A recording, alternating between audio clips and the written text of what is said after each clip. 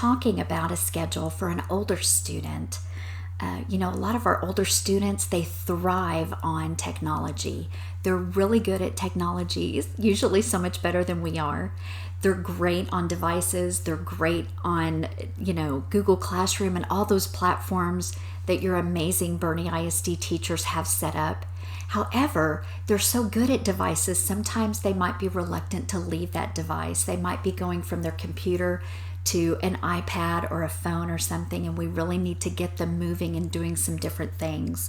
So here's an example of a schedule that I did for my child, who is a middle schooler. She is 13. And again, I would probably ignore the times because this was our first week that we were doing a schedule, and I put the times in here. But what I want you to see with this is that we've incorporated brain breaks throughout. We've incorporated regular brain breaks. We've incorporated lunch. I've also incorporated times that she can actually get on her device and watch one show. Okay. And then also toward the very end, I've notated a debrief with mom. Now, my husband is a nurse, so typically he is not here. And since I'm in the field of education, I'm working with her most of the time. So when I have debrief with mom, that means I want to talk about the day to day, partly with the subjects, but also about how is she feeling about being at home. I kind of get a social emotional learning component in there as far as getting a pulse on how does she feel about things. Does she feel okay about her studies? Does she still have connection and contact with her peers?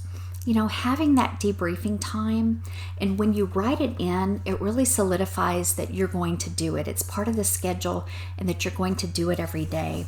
But part of that debriefing time is just so important because it lets you as a parent know, is my kiddo doing okay with all these things that are happening in our world right now? We as parents probably have the news on quite a bit. Our students might be overhearing some of the things that are happening. And doing that check-in each and every day lets us know, is our kiddo doing okay with not just our academics, but with their social and emotional learning? That's a very critical part.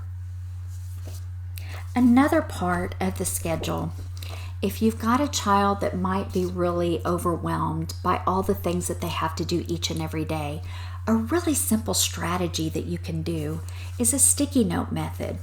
So most people have sticky notes around their house. So it might be that you have a list of activities that the child needs to do, and you just cover up the extraneous information and just go one strategy at a time, one subject at a time, and just move the sticky note down.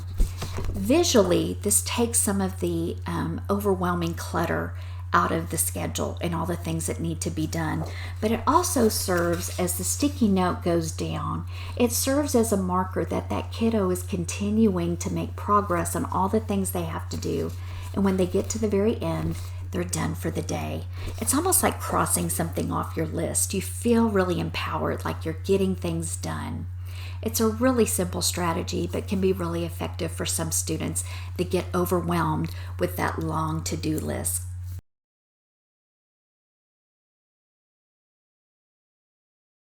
And speaking of long to-do lists, some teachers might be sending like a week at a glance. You have your whole schedule at a glance as far as what they're going to be doing. A lot of our secondary teachers are doing this. And I, as a parent, think it's fantastic because I know what to expect for the whole week and I know what my kiddo is going to be doing.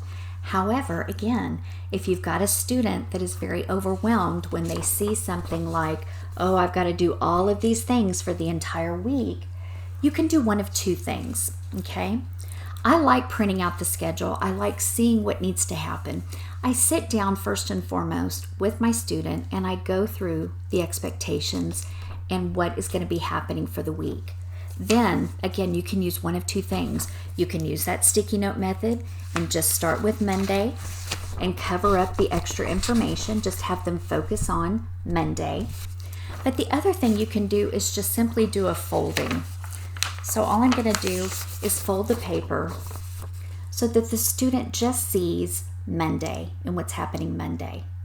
Then the next day I might fold it up further So they see what's happening on Tuesday, and they can mark off what's happening on Monday.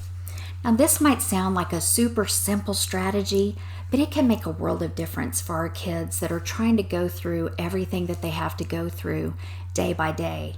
Again, it's that sense of accomplishment. I finished it, I'm marking it off, I'm ready to go on to the next thing. It can really empower a student.